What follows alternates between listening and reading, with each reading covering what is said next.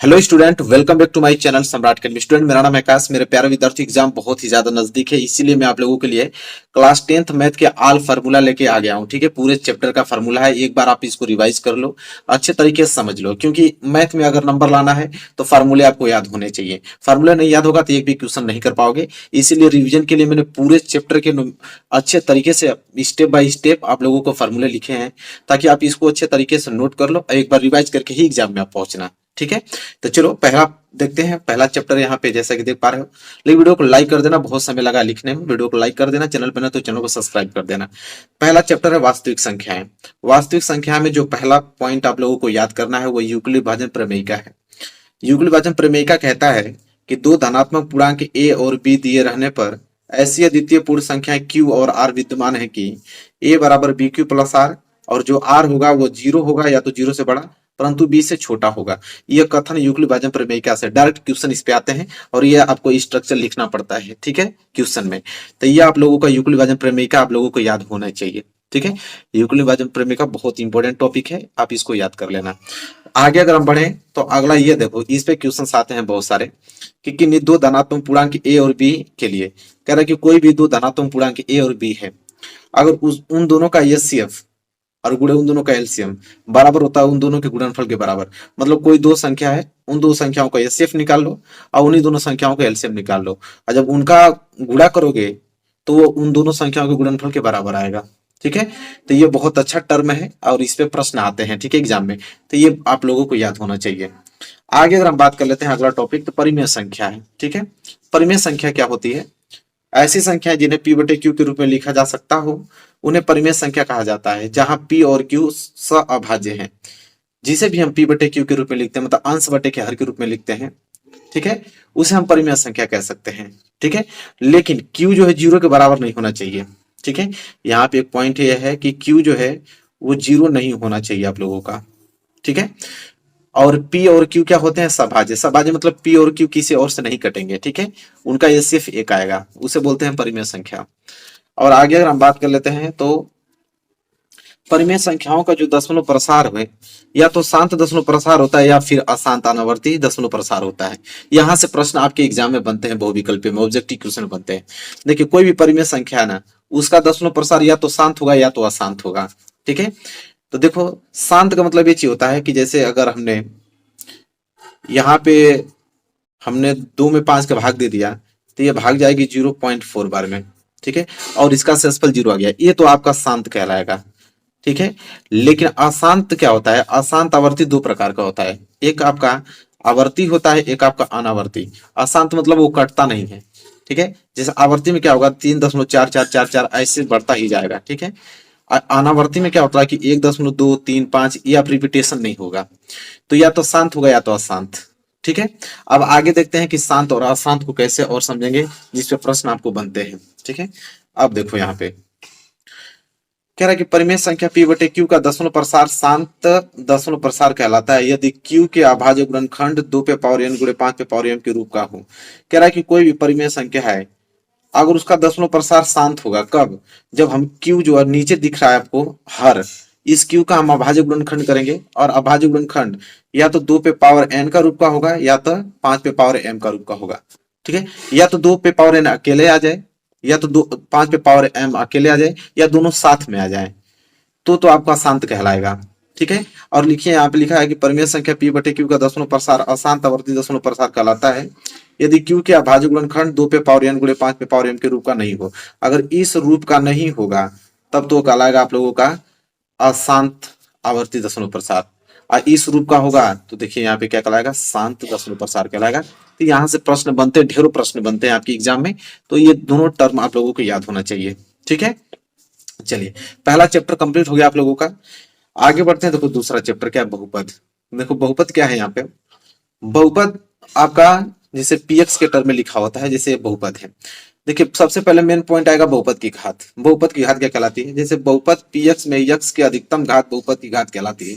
कोई भी आप लोगों का स्ट्रक्चर लिखा है, जैसे मैं यहाँ पे दिखा देता हूँ आप लोगों को, जैसे ये आपको बहुपद है, ठीक है, a x square plus b x plus c. इसमें अगर बहुपद की घात क्या कहलाएगी? जो चर की घात अधिकतम होगी, चर यहाँ पे एक्स है, चर की जो अधिकतम घात कहलाती है वही बहुपद की घात कहलाती है। ठीक है, तो वही चीज वहां पे लिखा गया है।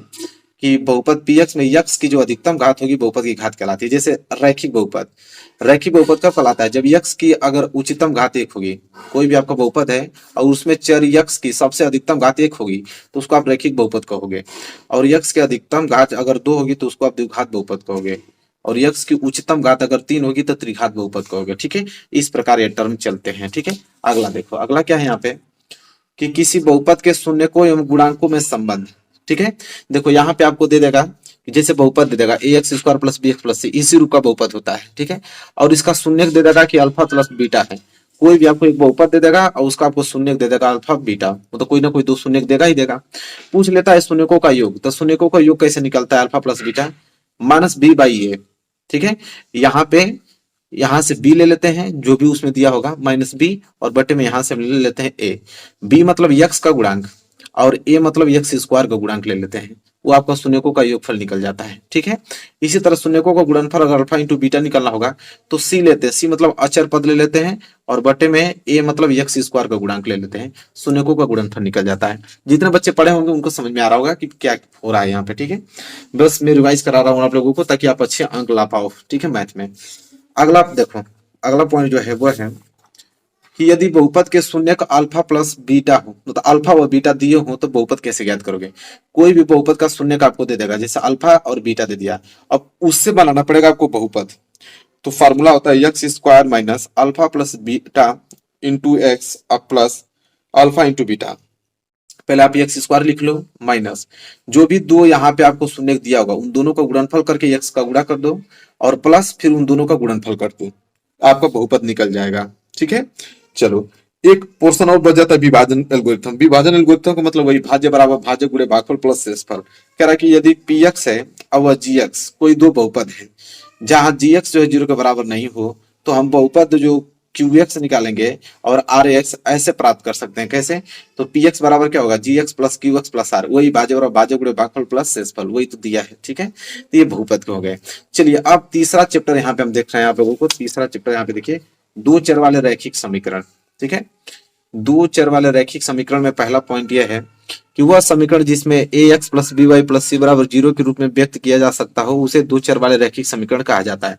तो दो चर वाले रैखिक समीकरण का यह टर्म होता है, आप इसको याद कर लेना है, a x plus b y plus c बराबर जीरो। ठीक है, अगला अगर बात करें, देखिए सभी दो चर वाले रैखिक समीकरण सरल रेखा को निरूपित करते हैं। कोई भी दो चर वाले रैखिक समीकरण है वो हमेशा एक सरल रेखा को डिनोट करते हैं। ठीक है, अगला है कि यदि दो सरल रेखाओं के समीकरण a one x plus b one y plus c one बराबर जीरो और a two x plus b two y plus c two बराबर जीरो हो, तो कोई भी दो रेखा का समीकरण अगर यह और यह हो तो तीन कंडीशन बन सकता है। ठीक है, तीन कंडीशन। पहला कंडीशन, या तो वो प्रतिच्छेदी रेखाएं होंगी, प्रतिच्छेदी रेखाएं कोई बोलते हैं संगत युग्म, उसी को बोलते हैं अद्वितीय हल होने की शर्त।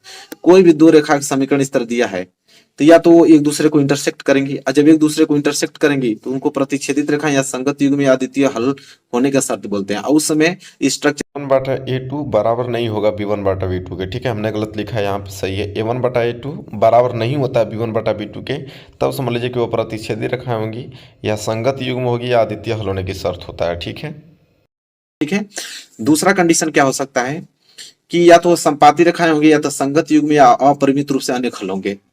ठीक है, तो देखिए कब ऐसा कंडीशन होता है कि जब इस तीनों का अनुपात बराबर हो जाए, जैसे ए वन बटा ए टू बराबर बी वन बटा बी टू बराबर सी वन बटा सी टू, अगर ये तीनों बराबर हो गया तो समझ लीजिए कि संपाती रेखा, संपाती रेखा मतलब होता है एक दूसरे पर रेखा चढ़ जाएगी। ठीक है, उससे बोलते हैं संपाती रेखा। उसको संगत युग्म में भी बोला जा सकता है, उसको अपरिमित रूप से अनेक हल होगा, तो इसका जो हल निकलेगा अनेकों हल निकलेगा, क्योंकि एक ही पे दूसरी रेखा है और उसका स्ट्रक्चर यह होता है, याद कर लेना। ठीक है, ए वन बटा ए टू बराबर बी वन बटा बी टू बराबर सी वन बटा सी टू के होता है। एग्जाम में बहुत सारे प्रश्न बहुविकल्पीय इससे बनते हैं। ठीक है, तो ये फार्मूले याद होने चाहिए। तीसरा कंडीशन, या तो समांतर होगी, तीन ही कंडीशन होता है, या तो एक दूसरे को प्रतिच्छेद करेंगी, या तो एक दूसरे पर चढ़ जाएंगी, या तो समांतर होंगी। तो देखिए समांतर रेखा को असंगत युग्म बोलते हैं। असंगत युग्म मतलब कहीं मिलेंगी नहीं और इसका कोई हल भी नहीं निकलेगा, कहीं मिलेंगे ही नहीं तो हल कहां से निकलेगा। ठीक है, तो उसका स्ट्रक्चर होता है कि वन बटा ए टू बराबर बी वन बटा बी टू, और ये बराबर नहीं होता सी वन बटा सी टू की, ये स्ट्रक्चर होता है। यही स्ट्रक्चर आपको याद करना है, क्वेश्चन इससे बहुत सारे बनेंगे बहुविकल्पीय। ठीक है, अगला इसमें कुछ और टर्म याद करना है, जैसे इस प्रकार के प्रश्न आते हैं, जैसे नाव कहा जाता है, जैसे नाव की चाल क्या होती है। ठीक है, तो देखो दो कंडीशन में आता है कि नाव अगर इधर बह रही है और नदी भी इधर बह रही है, इसको बोलते हैं कि नाव की धारा के अनुकूल चाल। नाव जिधर बह रही है ना, उधर नदी भी बह रही है, तो उस समय नाव की धारा के अनुकूल चाल जो होता है x+y किलोमीटर प्रति घंटा होता है, मतलब दोनों की चाल जुड़ जाती है। ठीक है। लेकिन नाव अगर आपका इधर बह रहा है और नदी आपकी इधर बह रही है विपरीत दिशा में, उसे बोलते हैं नाव की धारा के प्रतिकूल चाल। तो प्रतिकूल चाल जब निकालना होगा तो दोनों की चालें घट जाती है, मतलब x-y किलोमीटर प्रति घंटा होता है। तो इस केस पे आप लोगों को बनते हैं, बहुत ही इंपॉर्टेंट टॉपिक था इसलिए बता दे रहा हूँ। ठीक है। एक और फॉर्मूला आ जाता है समय बराबर दूरी बटे चाल। ठीक है। ये सारे फॉर्मूलेज आपको याद होने चाहिए। ठीक है। चलिए अब हम चौथे चैप्टर की तरफ बढ़ेंगे। देखिए चौथा चैप्टर आप लोगों का है द्विघात समीकरण। द्विघात समीकरण में क्या होता है कि ax² plus bx plus c बराबर 0 रूप की सभी समीकरण द्विघात समीकरण कहलाती है यदि x² को गुणांक शून्य न हो तो। देखिए इस रूप का कहीं पे भी स्ट्रक्चर दिखेगा आपको ax² plus bx plus c बराबर 0, और यहाँ पे x² गुणांक बस 0 नहीं होना चाहिए, उसको आप बोलोगे द्विघात समीकरण। देखो द्विघात समीकरण के शून्यक द्विघात समीकरण के मूल कहलाते हैं। ठीक है। तो द्विघात देखिए बहुपद के क्या निकलते हैं, शून्यक, लेकिन द्विघात समीकरण के क्या निकलते हैं, मूल, मतलब वही से शून्य को मूल कहा जाता है। ठीक है। ये बात याद रखिएगा। फिर कह रहा है द्विघात समीकरण को हल करने की तीन विधि होती है। ठीक है। एक तो गुणनखंड विधि, दूसरा पूर्ण वर्ग बनाने की विधि, तीसरा सीधा चार्य मतलब द्विघाती सूत्र। ठीक है। ये तीनों विधि आपको याद होना चाहिए कि गुणनखंड विधि से कैसे द्विघात समीकरण को हल करते हैं, पूर्ण वर्ग बनाकर कैसे हल करते हैं, द्विघाती सूत्र क्या होता है बता देता हूँ आप लोगों को। जैसे समीकरण है आपका है ax² plus bx plus c बराबर 0, इसमें आपको द्विघाती सूत्र होता है x बराबर माइनस के b प्लस माइनस कड़ी में b² माइनस के 4ac बटे के 2a। यहाँ से आप b का वैल्यू निकालोगे, यहाँ से b का वैल्यू माइनस 4ac रखोगे बटे 2a। ये आपका द्विघाती सूत्र होता है, इस पे क्वेश्चन बनते ही बनते हैं, तो याद होना चाहिए आप लोगों को। और यहाँ पे d जो है वो होता है विविध कर, d बराबर b² माइनस 4ac, जो करड़ी में आपको दिखाई दे रहा है b² माइनस 4ac, ये विविध कर होता है। देखिए विविध कर क्या होता है, ये विविध कर मूलों की प्रकृति को दर्शाता है। जैसे देखिए अगला पॉइंट है मूलों की प्रकृति। मूलों की प्रकृति तीन तरीके से होती है, अपूरा को पूरा विविध कर पर निकलता है। मूलों की प्रकृति देखिए दो भिन्न वास्तविक मूल हल होंगे। देखिए अगर विविध कर b² माइनस 4ac, अगर विविध कर के वैल्यू 0 से बड़ा आ गया मतलब धनात्मक आ गया, तो समझिए कि उस समय दो वास्तविक मूल निकलेंगे। ठीक है। दो भिन्न भिन्न मतलब दो अलग अलग वास्तविक मूल निकलेंगे कब, जब विविध कर मतलब b² माइनस 4ac की वैल्यू 0 से बड़ा आ जाए मतलब धनात्मक आ जाए। लेकिन दो समान वास्तविक मूल हल होंगे यदि b² माइनस 4ac बराबर 0, मतलब विविध कर के वैल्यू अगर 0 आ गया तो उस समय दो समान वास्तविक मूल निकलते हैं। लेकिन यहाँ पे आप देखेंगे कोई वास्तविक हल नहीं होगा जब यह बड़ा आ जाता है। यहाँ पे बड़ा का साइन है, बड़ा का मतलब समझ रहे हैं कि 0 से वैल्यू अगर छोटा आने लगा मतलब ऋणात्मक, उस समय कोई हल नहीं निकलता है। तो इससे बहुत सारे प्रश्न एग्जाम में बनते हैं, तो ये सारे फार्मूलेज आपको याद होने चाहिए, इससे बहुत सारे फार्मूले बनते हैं, तो ऑब्जेक्टिव क्वेश्चन बनते हैं, सब्जेक्टिव क्वेश्चन बन जाते हैं। बस देखिए इतना ही चौथे चैप्टर में है, बस इसी फार्मूले आपको याद करके जाने हैं, एक भी प्रश्न बाहर नहीं जाएगा, इसी बेस से फार्मूलेज पे आते हैं क्वेश्चन। ठीक है। चलिए पांचवा चैप्टर देखते हैं समांतर श्रेणी। देखिए पांचवा चैप्टर आपका समांतर श्रेणी, इसमें ज्यादा फार्मूलेज नहीं है, गिने चुने दो तीन फार्मूलेज हैं। देखिए समांतर श्रेणी होता क्या है, किस टर्म में होता है, तो देखिए a plus A plus D plus A plus 2d plus A plus 3d। जैसे पहला पद निकल गया, दूसरा अगर निकालना है तो उसमें d जोड़ दो, फिर तीसरा निकालना है तो उसमें 2d जोड़ दो, इसमें निकालना है तो 3d जोड़ दो, आगे इस तरफ बढ़ते जाओगे समांतर श्रेणी प्राप्त होती जाएगी। ए क्या है यहाँ पे प्रथम पद है, डी क्या होता है यहाँ पे सार्वंतर होता है। सार्वंतर कैसे निकलता है डी, तो a2 माइनस a1, इस a2 में से a1 घटा दो या तो a3 में से a2 घटा दोगे तभी निकल जाएगा, चाहे a4 में से a3 घटा दो तभी d निकल जाता है। ठीक है। तो ये समांतर श्रेणी का सीक्वेंस होता है, आपको मालूम होगा, सिंपल, जितने लोग पढ़े होंगे सिंपल मालूम होगा। देखिए यहाँ पे क्या होता है कि nवां पद निकालने के लिए पूछा है, जिसे अंतिम पद भी कहते हैं। nवां पद निकालने का फॉर्मूला क्या होता है, जिसे आप l कहो या an कहो, दोनों बात एक ही है। ठीक है। उसका फॉर्मूला होता है a plus n minus 1d। ये फॉर्मूला याद रखना, सिंपल फॉर्मूला है, पढ़े होंगे, याद होगा आप लोगों को। फिर आता है n पदों का योग निकालने का, इसके दो फार्मूले होते हैं, Sn बराबर क्या होता है n/2 2a plus n minus 1d, और एक होता है Sn बराबर n/2 plus a plus l। l मतलब जब वहां पे अंतर सेम आता है तब ये फार्मूलेज अप्लाई किए जाते हैं। तो दो ही फार्मूलेज इसके चलते हैं, n पदों का योग निकालने का और चाहे nवां पद या अंतिम पद निकालने के लिए पूछता है, यही तीन फार्मूलेज हैं इसके। ठीक है। तो ये भी आप लोगों का कंप्लीट हो गया होगा क्या, समांतर श्रेणी। अगला है त्रिभुज। तो त्रिभुज में तो कोई फार्मूलेज है नहीं, उसमें समरूप सिद्ध करने के लिए आता है। ठीक है। तो त्रिभुज तो उसमें कोई खास है नहीं, इसलिए मैं आप लोगों को उसको छोड़ दिया हूँ, निर्देशांक ज्यामिति बता रहा हूँ। ठीक है। निर्देशांक ज्यामिति, इससे तो ढेरों सारे प्रश्न बनते हैं एग्जाम में, और फार्मूले इसके याद होने चाहिए तभी आप क्वेश्चन कर पाओगे, अन्यथा नहीं कर पाओगे। ठीक है।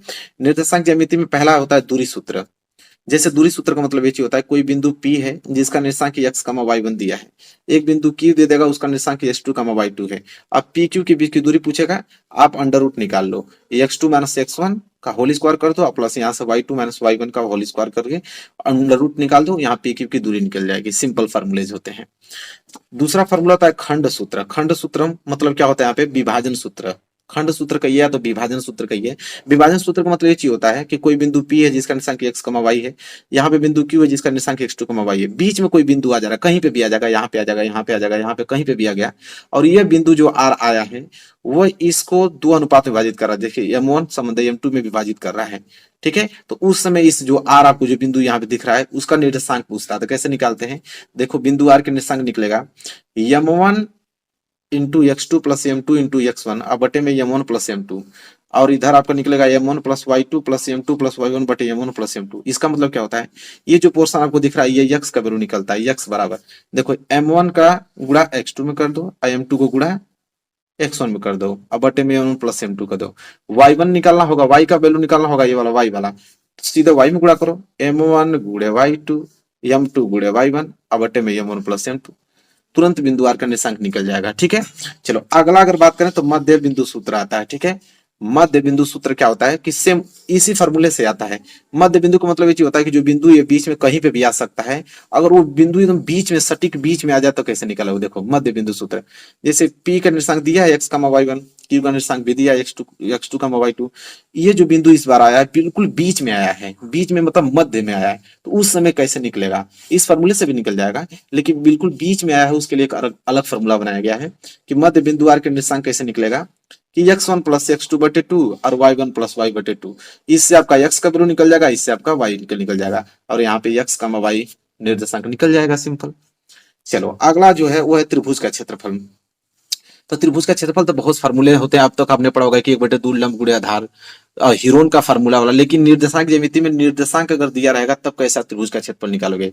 जैसे यहाँ पे A का निर्देशांक दिया है x1, y1, B का निर्देशांक दिया है x2, y2, और यहाँ पे C का निर्देशांक दिया है x3, y3।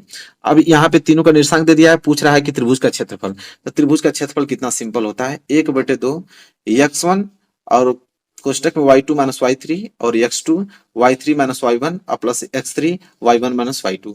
देखो यहाँ पे 1/2 लिखने के बाद देखो यहाँ पे x1 लिख लो, यहाँ पे x2 लिख लो, यहाँ पे x3, इसके बाद देखो y2 माइनस y3, फिर y3 minus y1, y1 minus y2, कितना सिंपल है। ठीक है, तो आई होप समझ में आ गया हो। इसका एक फॉर्मूला और आता है, उस पर क्वेश्चन बनते हैं कि अगर तीन बिंदु की संरेखता होने की शर्त, मतलब तीनों बिंदु अगर एक ही रेखा में आ जाए, तो तीन बिंदु अगर एक ही रेखा में आ जाएगा तो त्रिभुज बनेगा, नहीं ना बनेगा, और जब त्रिभुज बनेगा ही नहीं तो उसका क्षेत्रफल क्या होगा, 0 के बराबर होगा। तो पूछता है एग्जाम में कि तीन बिंदु अगर संरेख हो तो क्षेत्रफल कैसे निकालोगे, तो उस समय त्रिभुज एबीसी का जो क्षेत्रफल होता है वो 0 के बराबर आ जाता है। मतलब यह वाला आप फॉर्मूला लिखोगे और उसको 0 के बराबर कर दोगे तो आप लोगों का संरेखता होने का शर्त, आपको कंडीशन फॉलो हो जाएगा। चलो अगला चैप्टर देखते हैं। अगला चैप्टर यहाँ पे स्टार्ट होता है त्रिकोणमिति। ठीक है, अब त्रिकोणमिति में तो बहुत सारे फार्मूलेज हैं जो कि आपको याद करना पड़ेगा, बिना फार्मूलेज के त्रिकोणमिति लगता भी नहीं है, सबको मालूम है। त्रिकोणमिति के परिचय में सबसे पहले आप त्रिकोणमिति अनुपात देखोगे। सबको मालूम है कि थीटा के सामने वाली भुजा क्या कहलाती है, लंब। ठीक है, 90 अंश के सामने वाली भुजा क्या कहलाती है, कर्ण, जो बच जाती है वो आधार कहलाती है। तो इसके 6 त्रिकोणमिति अनुपात हैं जो कि याद करना पड़ेगा, जैसे साइन थीटा लंब बटे कर्ण, कॉस थीटा आधार बटे कर्ण, टेन थीटा लंब बटे आधार, कॉट थीटा आधार बटे लंब, सेक थीटा कर्ण बटे आधार, कोसेक थीटा कर्ण बटे लंब। इस सीक्वेंस में आपको याद करना है, अन्यथा फार्मूला तो आपको मालूम होगा लाल बटे का, वहां से आप इसको याद कर लेना। ये जो निकलता है साइन, साइन मतलब लंब बटे कर्ण, ये जो होता है कॉस का, कॉस मतलब आधार बटे कर्ण, ये होता है टेन का, टेन मतलब लंब बटे आधार। फिर उल्टा चलने लगते हैं हम लोग। ठीक है, इस तरह कॉट, ठीक है, देखो आधार बटे लंब।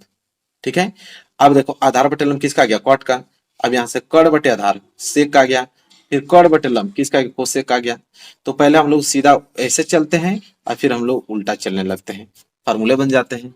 ठीक है, बहुत सारे ट्रिक होते हैं इसके याद करने के, आपकी स्कूल में पढ़ाया गया होगा, जिस तरह भी पढ़ाया गया होगा याद कर लेना बस। ठीक है, चलो अगला है आप लोगों का त्रिकोणमितीय अनुपातों की सारणी। अब ये सारणी तो मैं आप लोगों को बनाना सिखा दूंगा। ठीक है, और आई होप मैंने बनाना सिखाया भी है आप लोगों को, अच्छे तरीके से याद होगा तो आप लोग देखे होंगे डेली वीडियोस तो, अन्यथा मैं सिखा भी दूंगा आप लोगों को अलग से वीडियो बना के, अन्यथा इसको आप लोगों को पहले याद करना है। त्रिकोणमितीय अनुपात क्या होता है, जैसे 0, 30, 45, 60, 90 तक वैल्यू याद होना चाहिए। साइन 0 का वैल्यू क्या होता है, साइन 30 का, साइन 45 का, साइन 60 का, साइन 90 का, इसी तरह 6 त्रिकोणमिति के याद होना चाहिए। ठीक है, तो इसको फिलहाल आप लोग नोट कर लो, मैं इसमें बता दूंगा आप लोगों को कैसे हल किया जाता है। ठीक है, वैसे एक याद रहेगा तो आप कर लोगे आराम से। देखो जैसे मैं बता देता हूँ, जैसे साइन का याद है कि 0, 1/2, 1/कड़ी में 2, 3 कड़ी में 3/2 और 1 होता है। कॉस ऑटोमेटिक निकल जाएगा, कॉस का मतलब होता है जस्ट इसका उल्टा। देखो 1 है तो 1 यहाँ लिख दो, कड़ी में 3/2 यहाँ लिख दो, 1/कड़ी में 2 यहाँ लिख दो, इसका 1/2 यहाँ लिख दो, इसका 0 यहाँ लिख दो। टेन निकालना है, टेन का मतलब होता है कि साइन बटे कॉस, मतलब साइन में कॉस का भाग दे दोगे तो यह निकल जाएगा। ठीक है, भाग देने पे यह निकल जाता है, और जब टेन निकल जाएगा तो कॉट ऑटोमेटिक निकल जाएगा, कॉट को बस उल्टा कर दो।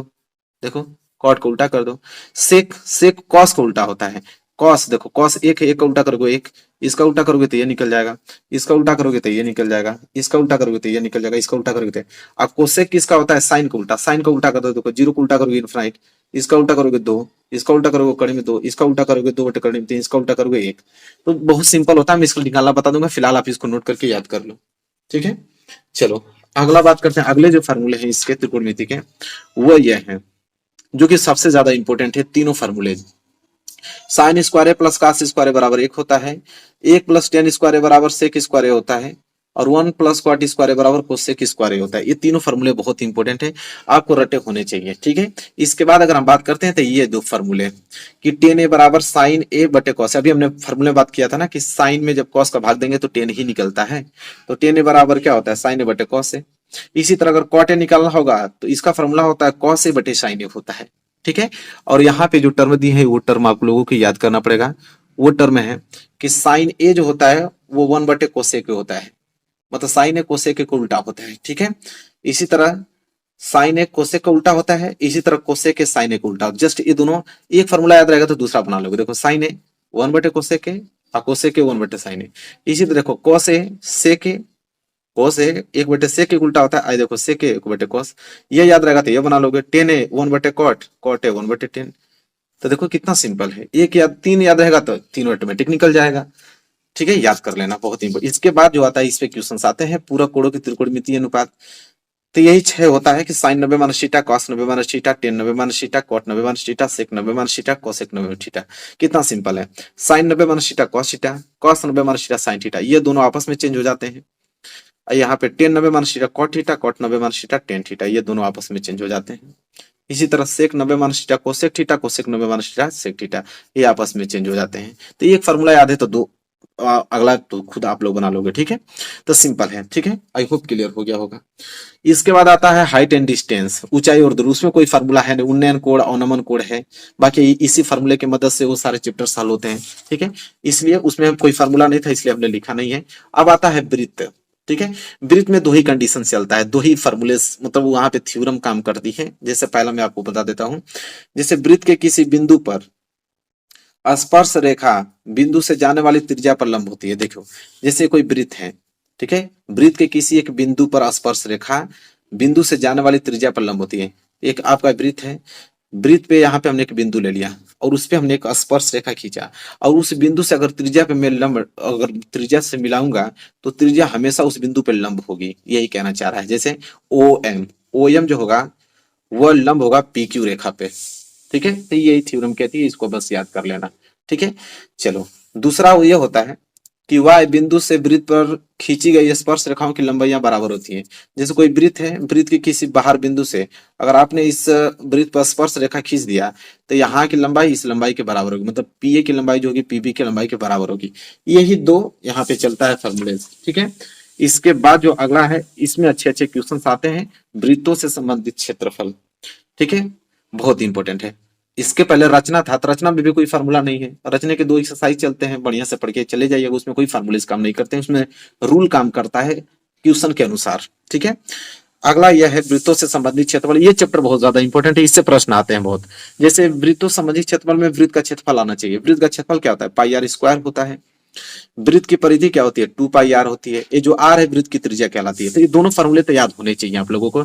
इसके बाद आता है त्रिज्यखंड। त्रिज्यखंड क्या होता है, देखिए त्रिज्यखंड का मतलब ये होता है कि कोई वृत्त है और उस वृत्त को अगर दो त्रिज्या अगर हम काट दें तो उन दोनों त्रिज्याओं से बने आकृति को त्रिज्यखंड कहते हैं। देखो एक त्रिज्या यहाँ पे, एक त्रिज्या यहाँ पे, अब यहाँ से दो त्रिज्यखंड बन गया, एक छोटा वाला, इस छोटे वाला को कहते हैं लघु त्रिज्यखंड, और ये जो ऊपर वाला बच गया बड़ा वाला उसको दीर्घ त्रिज्यखंड कहते हैं। और मान लेते हैं कि बीच वाला कोण थीटा है, मतलब थीटा एंगल से हमने इसको काटा है। तो यहाँ से फॉर्मूले बनते हैं। आपसे पूछता है क्वेश्चन कि लघु त्रिज्यखंड का क्षेत्रफल बताइए, जो ये लघु त्रिज्यखंड है इसका क्षेत्रफल पूछ रहा है।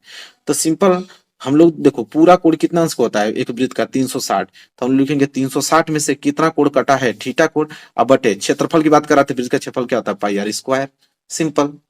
इसी तरह लघु त्रिज्यखंड की परिधि पूछ रहा है, तो परिधि मतलब लंबाई, यहां से लेकर और यहां तक, ये जो लंबाई आपको दिख रही है, ये कभी कभी लंबाई भी पूछता है, तो लंबाई भी वही चीज होगी, थीटा बटे 360, ये चीज सेम रहेगा। और लंबाई की बात कर रहा है, लंबाई मतलब परिधि पे डिनोट करता है लंबाई, तो परिधि का सूत्र लिख देना 2 पाई आर। क्षेत्रफल पूछेगा तो पाई आर स्क्वायर लिख देना, परिधि पूछेगा तो 2 पाई आर लिख देना, दोनों फॉर्मूले बन के तैयार हो जाएंगे। इसी तरह दीर्घ का भी पूछता है कि दीर्घ त्रिज्यखंड का क्षेत्रफल, तो देखो दीर्घ त्रिज्यखंड का क्षेत्रफल क्या होता है कि यह कोण तो आपका थीटा हो गया, पूरा कोण 360 अंश का था, तो ये बाहर वाला कोण कितने अंश का होगा, तो 360 माइनस थीटा होगा कि नहीं, 360 में से इस थीटा को घटाएंगे तभी तो मालूम चलेगा कि बाहर वाला कोण कितने अंश का है। तो वही जब भी पूछे कि त्रिज्यखंड का क्षेत्रफल मतलब दीर्घ त्रिज्यखंड का क्षेत्रफल, तो 360 माइनस थीटा अब बटे में टोटल कितना है 360, क्षेत्रफल की बात कहा है तो पाई आर स्क्वायर लगेगा ही लगेगा। इसी प्रकार दीर्घ त्रिज्यखंड की लंबाई पूछेगा, फार्मूला वही लगाओगे 360 माइनस थीटा बटे 360, और लंबाई पूछा है तो 2 पाई आर लगाओगे, ये भी क्लियर हो गया। तो ये था त्रिज्यखंड का। इसके बाद आता है वृत्तखंड। वृत्तखंड कैसे होता है, तो जीवा से कटी हुई आकृति से वृत्तखंड बनता है, ठीक है। जैसे ये वृत्त है, ठीक है, अब वृत्त में हमने एक जीवा खींच लिया, अब जीवा खींचने से दो वृत्त बन गया, जीवा खींचने से वृत्तखंड दो बना, एक छोटा है इसे लघु वृत्तखंड, और त्रिभुज को अभी त्रिभुज के रहने दीजिए, त्रिभुज को मिटा दीजिए, ये पूरा वाला क्या कहलाएगा, दीर्घ वृत्तखंड। तो दो ही पोर्शन बनता है, ठीक है। जैसे मैं आपको बता दूं हम समझाने के लिए, जैसे एक वृत्त है, ठीक, एक केंद्र है, यहाँ से हमने एक जीवा खींच दिया, तो एक तो आपका लघु वृत्तखंड, एक पूरा वाला जो बचा ये आपका दीर्घ वृत्तखंड, वही चीज कह रहा हूँ, ठीक है। इसमें आपसे एक ही प्रश्न पूछेगा कि वृत्तखंड का क्षेत्रफल बताइए, ठीक है। वृत्तखंड का मतलब ये जो लघु वृत्तखंड है इसका क्षेत्रफल पूछता है। तो इसका क्षेत्रफल के लिए आपको करना क्या पड़ेगा, सबसे पहले आप ये पूरे के पूरे त्रिज्यखंड का क्षेत्रफल निकालो, पूरे के पूरे त्रिज्यखंड का क्षेत्रफल निकालने के बाद ये त्रिभुज का क्षेत्रफल माइनस कर दोगे तो ये जो हम लोग रंगे हुए हैं लघु त्रिज्यखंड का क्षेत्रफल निकल जाएगा। तो वही फार्मूला नोट कर लो, वृत्तखंड का क्षेत्रफल पूछेगा तो त्रिज्यखंड का क्षेत्रफल मतलब ओ ए बी, यहाँ ओ ए बी का हम लोग त्रिज्यखंड का क्षेत्रफल निकालने के बाद माइनस त्रिभुज ओ ए, ये जो आपका त्रिभुज दिखाई दे रहा है त्रिभुज का क्षेत्रफल माइनस कर देंगे, तो त्रिज्यखंड का क्षेत्रफल है पूरा वाला, यहाँ तक पूरा निकालने के बाद त्रिभुज का क्षेत्रफल हम लोग माइनस कर देंगे, तो ये जो रंगा हुआ उसका निकल जाएगा, ठीक है। चलो अगला बढ़ते हैं। अगला चैप्टर आएगा, यहाँ पे आप लोग देखेंगे पृष्ठीय क्षेत्रफल और आयतन। बहुत ही इसमें तो फार्मूला अगर याद नहीं है तब तक आप क्वेश्चन को कर ही नहीं पाओगे, बहुत सारे फार्मूले जिसमें है। पृष्ठीय क्षेत्रफल और आयतन में देखो सबसे पहले आएगा घन, घन को बोलते हैं क्यूब। घन में क्या होता है कि लंबाई चौड़ाई ऊंचाई तीनों बराबर होती है, जैसा आकृति देख पा रहे हो तीनों बराबर होता है, लंबाई भी बराबर, चौड़ाई भी बराबर, ऊंचाई भी बराबर, इसलिए यहाँ पे हमने ए नाम दे दिया, मतलब लंबाई चौड़ाई ऊंचाई को हमने सिर्फ ए नाम दे दिया, क्योंकि सभी बराबर हैं तो हमने ए दे दिया। यहाँ पे आपसे पूछता है संपूर्ण पृष्ठीय क्षेत्रफल, घन का संपूर्ण पृष्ठीय क्षेत्रफल फॉर्मूला होता है 6a स्क्वायर। फिर पूछता है पार्श्व पृष्ठीय क्षेत्रफल, पार्श्व, ठीक है, मतलब पृष्ठीय क्षेत्रफल, तो पार्श्व पृष्ठीय क्षेत्रफल क्या होता है 4a स्क्वायर। और तीसरा पूछता है आयतन, आयतन होता है a क्यूब, तो ये नोट कर लो, ठीक है। तीन फार्मूलेज आपको घन के लिए पूछे जाते हैं। फिर आता है अगला घनाभ, ठीक है। घनाभ में क्या होता है देखो, घनाभ को बोलते हैं क्यूबाइड, ठीक है। घनाभ में क्या होता है कि लंबाई चौड़ाई ऊंचाई ये तीनों क्या होती हैं, अलग अलग होती हैं। घन में तो तीनों समान थी, लेकिन घनाभ में तीनों क्या होती हैं, अलग अलग होती हैं, लंबाई भी अलग, चौड़ाई भी अलग, ऊंचाई भी अलग। इसलिए देखिए इसका फॉर्मूला बनता है संपूर्ण पृष्ठीय क्षेत्रफल। पूछेगा संपूर्ण पृष्ठीय क्षेत्रफल तो क्या लिखोगे, 2 गुणे एल बी, एल बी मतलब लंबाई चौड़ाई प्लस चौड़ाई ऊंचाई प्लस लंबाई और बी मतलब चौड़ाई, ठीक है। इस तरह फॉर्मूले बनते हैं। पार्श्व पृष्ठीय क्षेत्रफल पूछेगा तो 2 into L into H plus B into H. L क्या है लंबाई, एच क्या है हाइट, बी क्या है यहाँ पे चौड़ाई, एच क्या है हाइट, यहाँ पे लिख दिया हूँ और यहाँ से आप लोग फॉर्मूलेज बना लेना, ठीक है। पार्श्व पृष्ठीय क्षेत्रफल हो गया, समझा गया आप लोगों को। यहाँ से हम 2 एच कॉमन भी ले सकते हैं तो एल इंटू बी बचेगा। इसके बाद आयतन क्या होता है, तो आयतन क्या होता है L into B into H, मतलब लंबाई गुड़े चौड़ाई गुड़े ऊंचाई होता है घनाभ का आयतन, ठीक है। तो ये घनाभ वाला पोर्शन था, कंप्लीट हो गया, ठीक है। अगला देखो, अगला क्या आता है, अगला आता है बेलन। ठीक है, बेलन की आकृति देखो, ये आपका बेलन है। बेलन में आपकी ऊंचाई कहलाती है और यहाँ से लेके यहाँ तक त्रिज्या कहलाती है। यहाँ लिखा भी हूँ, त्रिज्या आर है, ऊंचाई आपका एच है। यहाँ पे भी तीन पूछेगा, संपूर्ण पृष्ठीय क्षेत्रफल। तो बेलन का संपूर्ण पृष्ठीय क्षेत्रफल क्या होता है? 2 पाई आर, और कोष्टक में एच प्लस आर होता है। ठीक है, और वक्र पृष्ठीय क्षेत्रफल की बात करें तो 2 पाई आर एच होता है।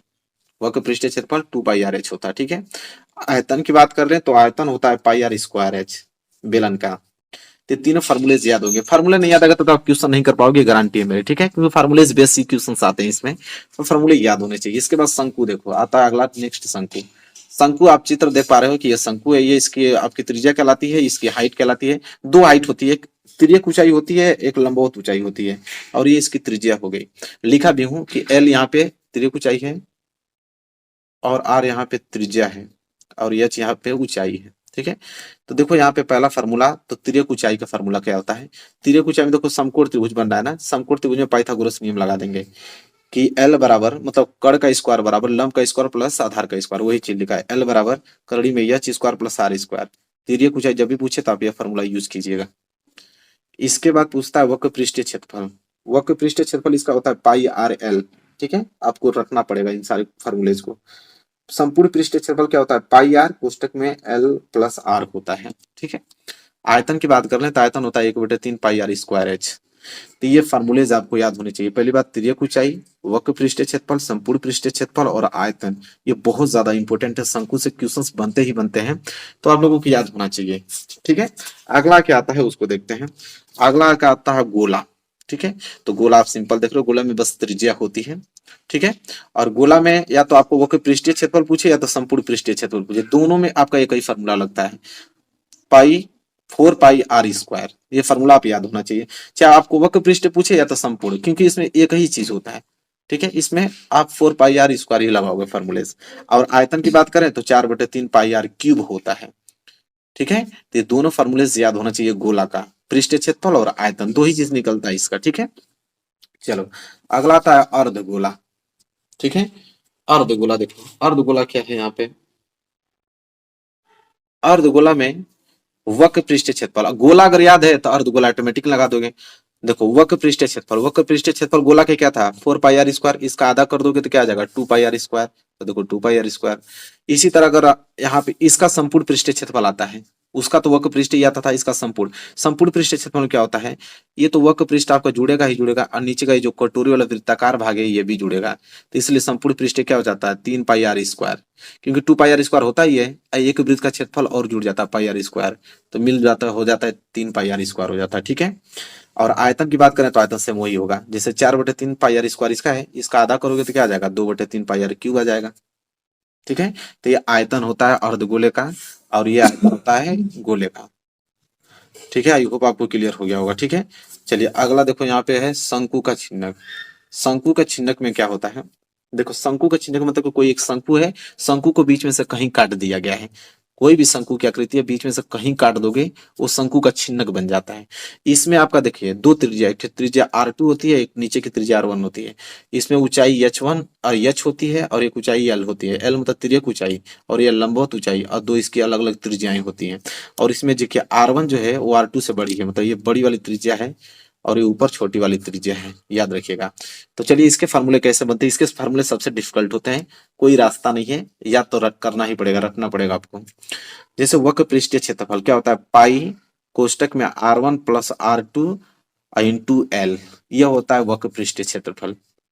संपूर्ण पृष्ठीय क्षेत्रफल की बात करें तो संपूर्ण पृष्ठीय क्षेत्रफल होता है पाई कोष्टक में R1 प्लस R2 कोष्टक में L प्लस पाई R1 का स्क्वायर प्लस पाई R2 का स्क्वायर। देख रहे हैं ना कितने अच्छे अच्छे फार्मूलेज हैं, रटना पड़ेगा आप लोगों को। ठीक है, आयतन की बात करें तो आयतन होता है 1/3 पाई R1 का स्क्वायर प्लस R2 का square plus R1 into R2 और इंटू में H होता है। और एक फार्मूला वही तिर्यक ऊंचाई, अगर एल पूछ दे यहाँ से एल निकालना हो तो आप R1 माइनस R2 का होल स्क्वायर करोगे और प्लस तब जाके ऊंचाई का H स्क्वायर करोगे। ठीक है, तो यहाँ पे 4 फार्मूलेज हमने बता दिया शंकु के छिन्नक का। ये भी चैप्टर आप लोगों का क्लोज हो गया। इसके बाद अगला चैप्टर आएगा आप लोगों का सांख्यिकीय। ठीक है, सांख्यिकीय जिसे बहुत इंपॉर्टेंट टॉपिक है, देखो यहाँ से स्टार्ट हो रहा है सांख्यिकी। सांख्यिकी में वही सबसे पहले माध्य पूछेगा, मीन। अब माध्य निकालने की तीन विधि है, सबको मालूम है कि एक प्रत्यक्ष विधि होती है, एक कल्पित माध्य विधि होती है, एक पग विचलन विधि होती है। तीनों विधि का सूत्र आप लोगों का अलग अलग होता है, सबको मालूम है। तो माध्य निकालने का पहला विधि प्रत्यक्ष विधि। कैसे निकलता है? यक्स पे बार बराबर सिग्मा एफ आई एक्स आई और बटे में सिग्मा एफ आई। यक्स क्या होता है? आंकड़ा, और एफ क्या होता है? बारंबारता। जितने बच्चे ने क्वेश्चन किया होगा उनको मालूम होगा कि यहाँ पे क्या हो रहा है, ठीक है। तो प्रत्यक्ष विधि का फॉर्मूला यह होता है। कल्पित माध्य विधि की बात करें तो होता है कि यक्स पे बार बराबर a plus sigma f i d i और बटे में सिग्मा एफ आई। अब यहाँ पे ए जो है ना वो कल्पित माध्य होता है, और यहाँ पे डी निकालने का फॉर्मूला होता है कि एक्स माइनस ए। एक्स में से ए को घटा देंगे, डी निकल जाएगा, ठीक है। तो फॉर्मूला आपको याद होना चाहिए कल्पित माध्य विधि का, ठीक है। अगला है पग विचलन विधि, ठीक है। एक्स पे बार बराबर a plus sigma f i u i और बटे में sigma f i into h. यहाँ पे आप लोगों का एच जो होता है वो वर्ग अंतराल होता है, ठीक है। बाकी तो फॉर्मूला वही है। यहाँ पे यू आई निकालने का तरीका जैसे वहां पे डी निकालने का तरीका क्या था? एक्स माइनस ए। इस तरह यू निकालने का फॉर्मूला यहाँ पे है एक्स माइनस ए, ठीक है। अब बटे में एच का भाग दोगे तब यू आई निकल जाएगा। तो ये पग विचलन विधि, कल्पित माध्य विधि, प्रत्यक्ष विधि, तीनों विधि हमने माध्य निकालने का तीन विधि हमने बता दिया। अगला आता है बहुलक। बहुलक निकालने का एक ही फार्मूला होता है, वो यही होता है। बहुलक को मोड कहते हैं। बहुलक बराबर होता है L plus F one minus F zero बटे में two F one minus F zero minus F two into में एच। देखो यहाँ पे एल जो होता है ना वो बहुलक वर्ग की निम्न सीमा होता है। जो हम लोग बहुलक वर्ग चूज करेंगे उस बहुलक वर्ग की निम्न सीमा को हमें एल कहेंगे। और एच जो होता है वो वर्ग अंतराल होता है, कितना गैप है वो वर्ग अंतराल कहलाता है। और एफ वन जो होता है वो बहुलक वर्ग की बारंबारता होती है, एफ वन, ठीक है। और एफ जीरो क्या होता है? बहुलक वर्ग की ठीक पहले वर्ग की बारंबारता।